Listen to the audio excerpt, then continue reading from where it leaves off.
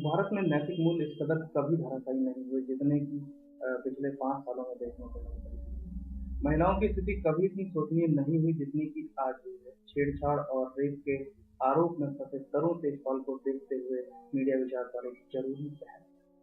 दीपक नरेश के नमस्कार दीपक जी। सबसे पहले मीडिया विचार आपका स्वागत करता है और इस परिचर्चा में आज बेहद ही गंभीर विषय है। उससे पहले मीडिया विचार के पाठक आपका संक्षिप्त परिचय देना। जी, मैं पत्रकारिता में पिछले 15 सालों से सक्रिय हूँ। मैंने अपने पत्रकारिता से जुड़े हुए जीवन की शुरुआत की थी जनवरी 1997 में दैनिक हिंदुस्तान के साथ लखनऊ में, और वहाँ पर मात्र 6 माह बिताने के बाद मैं सुबह टाइम्स में काम करने चला गया। वहाँ भी लगभग 1 वर्ष तक मैंने काम किया, लेकिन इस दौरान मेरा मन हिंदी पत्रकारिता में बहुत रमा नहीं। मुझे लगा अभी शायद मैं अध्ययन के स्तर पर या जानकारी के स्तर पर कुछ चीज़ों का अभाव महसूस कर रहा था। तो मैं वापस अकादमिक जीवन में आया। मैंने फिर लखनऊ विश्वविद्यालय से पोस्ट ग्रेजुएशन किया और उसके बाद वहीं से लिटरेरी क्रिटिसिज्म में डॉक्टरेट की उपाधि ली। उसके बाद मैं दिल्ली गया, जहाँ पर मुझे आज तक की बेहतरीन टीम के साथ काम करने का मौका मिला, और उसके बाद मैंने तकरीबन 10 साल से ज़्यादा वक्त आज तक के साथ बिताए हैं, और मेरे लिए बहुत ही शानदार अनुभव रहा है। इस दौरान देश के तमाम नामी गिरामी पत्रकारों को जानने, समझने और उनके साथ काम करने का मौका मिला, और खुद को भी सीखने के लिए एक बड़ा प्लेटफॉर्म मिला। तो मैं समझता हूँ किसी भी मेरे जैसे विद्यार्थी व्यक्ति के लिए ये एक बहुत बड़ी उपलब्धि है। आज की परिचर्चा का विषय बेहद गंभीर है। मीडिया में महिलाएं, इस विषय पर हम इस गंभीर विषय पर हम बात कर रहे हैं। क्या सोचते हैं आप मीडिया में महिलाओं की स्थिति? देखिए, मीडिया में महिलाएं आज के समय में बहुत ही ज़्यादा सक्रिय हैं, और उनका योगदान बहुत ही ज़्यादा है। कई मामलों में वो पुरुषों से बेहतर काम कर रहे हैं, और मैं समझता हूँ कि ये मीडिया के विकास में पूरा इलेक्ट्रॉनिक मीडिया, चाहे वो प्रिंट हो, चाहे इलेक्ट्रॉनिक मीडिया, चाहे वेब जर्नलिज्म हो, चाहे वो टीवी पत्रकारिता हो, रेडियो जर्नलिज्म, आप हर क्षेत्र में पाएंगे कि महिलाएं पुरुषों के साथ बराबर की भागीदार बन रही हैं। ये अपने आप में दुनिया की आधी आबादी के लिए बहुत ही शुभ संकेत है, और मैं समझता हूँ ये रवायत या परंपरा अगर शुरू हुई है तो उनकी महिलाओं की सहभागिता को मीडिया में ज़्यादा से ज़्यादा बढ़ावा देना चाहिए। कुछ लोगों का आरोप है, समाज का आरोप है कि मीडिया में महिलाओं की स्थिति ठीक नहीं है। क्या महिलाओं के लिए मीडिया ठीक जगह नहीं है? देखिए, ये मान लेना कि मीडिया महिलाओं के लिए ठीक जगह नहीं है, या ये प्रोफेशन महिलाओं या लड़कियों के लिए सुरक्षित नहीं है, मैं समझता हूँ ये बहुत ही संकीर्ण धारणा होगी। महिलाएं या लड़कियां जो भी इस क्षेत्र में आ रही हैं, उनको उनके अनुभव अलग अलग हो सकते हैं। मैं स्वीकार करता हूँ कि आज भी मीडिया में कुछ चीज़ें हैं जो शायद बहुत ही गलत हैं, और उन पर अंकुश लगाया जाना चाहिए। सरकार ने भी अपनी तरफ से कोशिश की है, और खुद मीडिया ने अपने मीडिया घरानों ने अपने कर्मचारियों के लिए कुछ रूल्स एंड रेगुलेशन तय किए हैं वर्क प्लेस पे या कार्यस्थल पे काम करने के लिए। लेकिन महिलाओं और लड़कियों की जहाँ तक बात है, ये कहना कि उनके लिए सुरक्षित नहीं है, ये अपने आप में ठीक नहीं है। अगर भारतीय मीडिया के परिप्रेक्ष्य में देखें तो भारतीय परिप्रेक्ष्य में जो महिलाएं हैं भारत की, वो क्या ऐसा भी है कि महिलाएं मीडिया में जॉब नहीं करना चाहती हैं? देखिए, अगर आपके इस सवाल में छिपे हुए संदर्भ को सही माना जाए, तो आज महिलाओं की इतनी बड़ी तादाद नहीं दिखनी चाहिए मीडिया में जितना दिखाई दे रही है। आप अखबार उठा के देख लीजिए, किसी भी भाषा का अखबार हो, वहाँ आपको बाईलाइन जो खबरें छपती हैं उसमें तमाम महिलाओं के नाम मिलेंगे। देश के तमाम नामी गिरामी पत्रकारों में वो शुमार हैं। ऐसी महिला पत्रकार हैं जो तेज तर्रार हैं, खोजी हैं, और जिनके अंदर कुछ कर गुजरने की प्रवृत्ति है, ये उनकी सक्रियता में दिखता है। तो इन सब बातों को नज़रअंदाज नहीं किया जाना चाहिए। वो हमारे यहाँ ह्यूमन रिसोर्स का एक बहुत बड़ा हिस्सा मीडिया मीडिया के क्षेत्र में। तो मैं समझता हूँ कि ये मान लेना कि जॉब नहीं करना चाहते हैं, ये गलत है। उनको जितना ज़्यादा हो सके बढ़ावा मिलना चाहिए।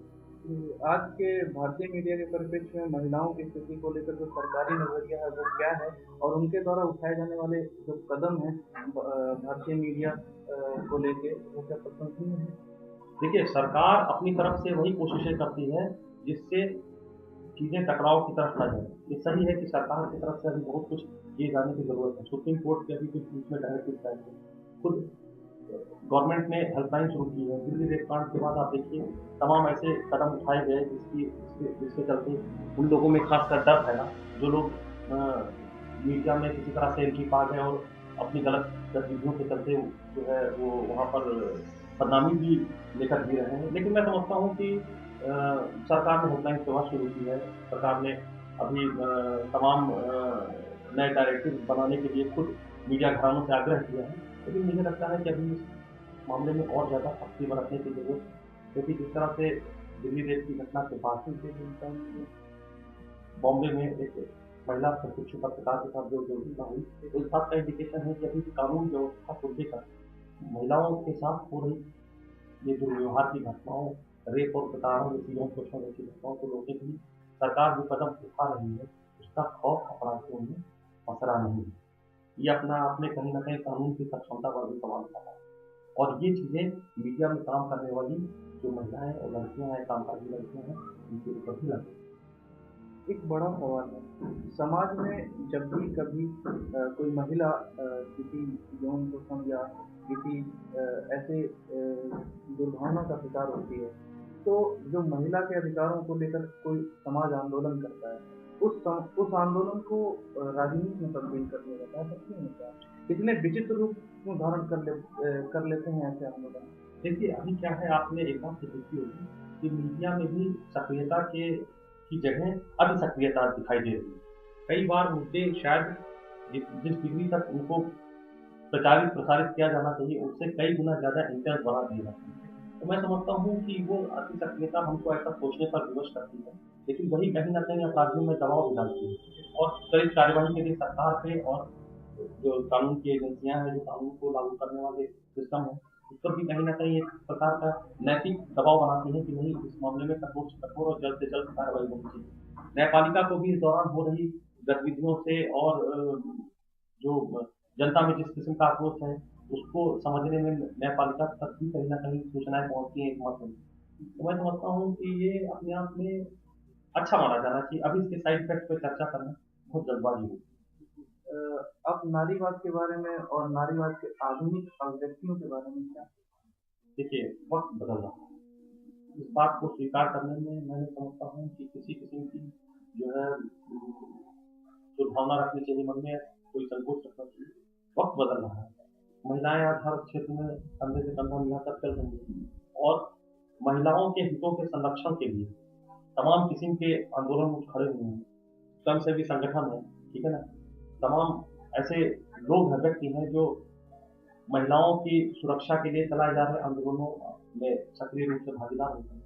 तो मैं समझता हूँ इन सब चीज़ों को कहीं न कहीं बढ़ावा मिलते रहना चाहिए। क्योंकि मैं जैसे स्पेशली मीडिया का जिक्र हो रहा तो मैं कह दूँ, मैं हमारे बहुत रहे हैं कमरों में तकलीफ है। मैं उनका जिक्र करना चाहूँ, वो बहुत ही अनुशासन और प्रिय और बहुत ही बेहद ही इस मामले में बेहद ही कठोर किस्म के इंसान, निर्मम इंसान, मैं उनको निर्मम इंसान होने की संज्ञा देता हूँ कि वो ऐसे मामलों में कभी भी हम लोग के मैंने इतने साल उनके साथ काम किया, मैंने एक बात महसूस की कि जब कभी ऐसा कोई वक्त आए तो उन्होंने फैसला लेने में तनिक भी देरी नहीं की। और मुझे लगता है कठोर फैसले लेने वाले प्रशासकों की मीडिया में इस समय जबरदस्त कमी है। जो लोग ऊपर बैठे हुए हैं वो कहीं न कहीं समझौतावादी हैं या वो अपनी स्थितियों को लेकर इतने आत्मविश्वास से नहीं भरे हैं कि वो ऐसे कठोर फैसले ले सकते। तो उनका समझौतावादी होना कहीं न कहीं उन मीडिया घरानों की स्थिति को लेकर बाहर समाज में खराब संदेश भेजता है। उनको कहीं न कहीं अपनी स्थिति स्पष्ट रखनी चाहिए कि वो एज़ ए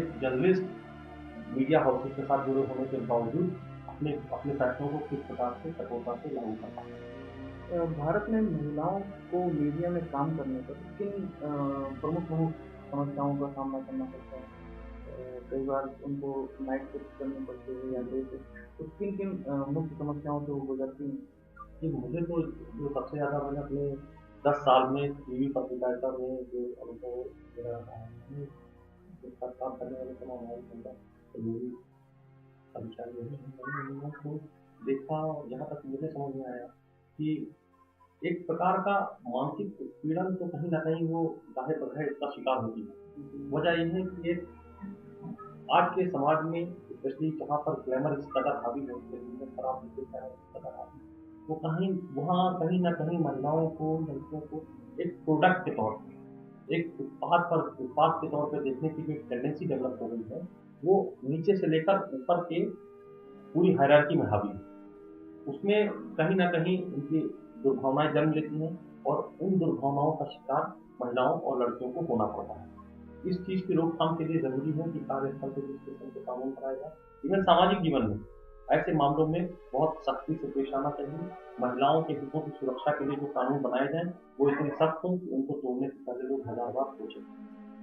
कार्यस्थल पर अगर कोई महिला इस तरह की किसी घटना का शिकार होने का उसको आशंका हो तो किन चीज़ों का वो सहारा ले सकती है, किस तरह के कानून को तुरंत इस्तेमाल कर सकती है? देखिए, मैं एक घटना का ज़िक्र करना चाहूँगा। मैं साल 2010 या 11 की बात है।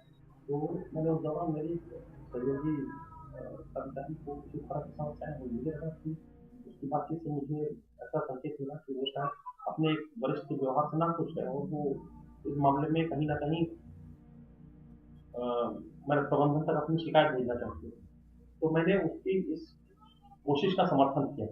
हालाँकि दुर्भाग्य की बात ये थी कि हम उसी के इमीडिएट बॉस जो थे और जो उसके साथ काम करने वाले कुछ सहयोगी थे, उन्होंने उसको हतोत्साहित करने की कोशिश की कि नहीं, तुम्हें ऐसा नहीं करना चाहिए, नेसेसरी तुम्हारे करियर पे आँच आएगी, तुमको नौकरी गँवानी पड़ सकती है, ये वो। फिर भी मैंने उसको कहा नहीं, तुम ये बजाय समझौतावादी बनने के तुम इस मामले में मामले को ठोस तरीके से प्रबंधन के सामने रखो और अपनी बात रखो कि उनके आचरण में इस तरह का व्यवहार मैं महसूस कर रही हूँ और इस पर तुरंत अंकुश लगाया जाना चाहिए। वो प्रबंधन के पास गई, उसने अपनी शिकायत की और उसके बाद जो कुछ हुआ वो परिणाम अप्रत्याशित भी नहीं था। मैं भी समझता हूँ अप्रत्याशित नहीं था और वो भी जानती थी। उसको अपनी नौकरी से हाथ धोना पड़ा, लेकिन मैं समझता हूँ कि उसने जो किया उससे उसको संतोष था।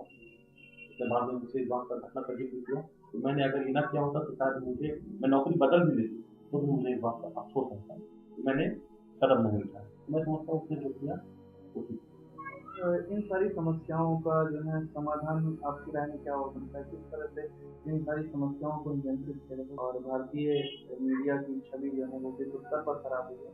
तो इन सब चीज़ों को नियंत्रित करने के लिए अपनी भारतीय मीडिया की साख को बचाए रखने के लिए क्या कुछ किया जा सकता देखिए, मैं यहाँ से एक बात कहना चाहता हूँ कि मीडिया में जो लोग, वो पत्रकार जो प्रबंधन और नीचे काम कर रहे पत्रकारों के बीच कड़ी हैं, उनके व्यवहार और आचरण में ज़्यादा पारदर्शिता की ज़रूरत है। उनके आचरण में ज़्यादा अनुशासन और संयम की ज़रूरत है। दुर्भाग्य से टीवी पत्रकारिता के क्षेत्र में जो लोग मिडिल लेवल पर हैं या जो मैनेजमेंट से इंटरेक्शन करते हैं, पत्रकारों के हितों की संरक्षण के लिए, वो ना तो बहुत हद तक ईमानदार हैं और ना बहुत हद तक अनुशासित हैं। तो मुझे लगता है उनकी गतिविधियों का ज़्यादा बुरा असर मीडिया पर मीडिया की साख पर पड़ता है, बजाय उन लोगों से जो निचले स्तर के कर्मचारी हैं, क्योंकि उनके खिलाफ सीधी और ठोस कार्रवाई तुरंत मुमकिन होती है। लेकिन मध्यम वर्ग पे बैठे हुए लोग, जो प्रबंधन और पत्रकारिता कर रहे युवाओं, महिलाओं और लोगों के बीच कड़ी का काम करते हैं, उनके आचरण में शुद्धता होना बहुत ज़रूरी है। और दुर्भाग्य की बात है कि आज देश के जितने मीडिया घराने हैं, उनमें कहीं न कहीं 90% से ज़्यादा, जो 90% से ज़्यादा पत्रकार हैं, जो बड़े पत्रकार हैं देश के, वो कहीं न कहीं कुछ हद तक समझौतावादी हैं और उनका वो समझौतावादी होना कहीं न कहीं पत्रकारिता के मूल्यों और बुनियादी सिद्धांतों का अवमूल्यन कर रहा है। है? अच्छा, ये बताइए कि क्या भारतीय पत्रकारिता में महिलाओं की स्थिति जो है पुरुष पत्रकारों से भिन्न है? वो ज़्यादा शोचनीय है, ज़्यादा दयनीय स्थिति में?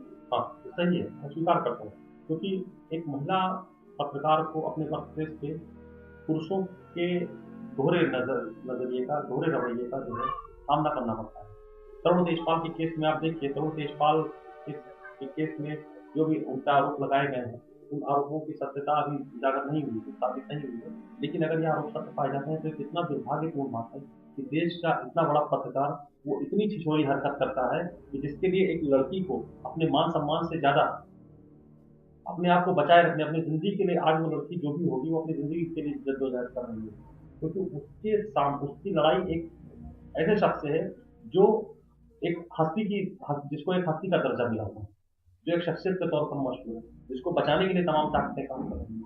तो इस तरह की एक तरफ़ा लड़ाई का शिकार अमूमन वर्क प्लेस पे महिलाएँ होती हैं, इस बात से इनकार नहीं किया जा सकता। ऐसे में ऐसे मामलों के सच साबित होने पर बहुत ही सख्त कानून मनोहर पर्रिकर जी का मैं जो है उनको साधुवाद देता हूँ कि उन्होंने इसमें अति सक्रियता दिखाते हुए इस मामले को आगे बढ़ाया और उसमें कार्रवाई के लिए अपने प्रशासन को, गोवा प्रशासन को, गोवा पुलिस को चौकस किया। तो मैं समझता हूँ ऐसे मामलों में ठोस कार्रवाई होनी बहुत जरूरी होती है, और जब तक ऐसे लोगों के खिलाफ कठोर कार्रवाई नहीं होगी तब तक समाज में अच्छा संदेश नहीं जाएगा। मैं समझता हूँ कि ये एक ऐसी लड़ाई जिसको हर पत्रकार को लड़नी चाहिए जब कभी महिलाओं के शोषण की बात आए। ये थे दीपक नरेश। भारतीय पत्रकारिता में गिरते हुए नैतिक मूल्य को देखते हुए हमने इस गंभीर परिचर्चा पर आपसे बात की। मीडिया विचार से बात करने के लिए आपको बहुत बहुत धन्यवाद। आप मीडिया विचार के बारे में कुछ कहना चाहेंगे? हाँ, ये आपने एक बहुत ही अच्छा प्लेटफॉर्म शुरू किया है, मुझे बहुत अच्छा लगा। और खासकर आप जैसा युवा और तेज तर्रार कोई पत्रकार अगर इस तरह की गतिविधियों में सक्रियता दिखाता है तो मैं समझता हूँ ये आने वाले मीडिया के लिए आने वाले समय में एक सुखद संकेत है। और आप निश्चित रूप से आपका जो योगदान रहेगा मीडिया में, वो कहीं ना कहीं मीडिया में और मीडिया और समाज दोनों के लिए बहुत ही सुखद साबित होगा।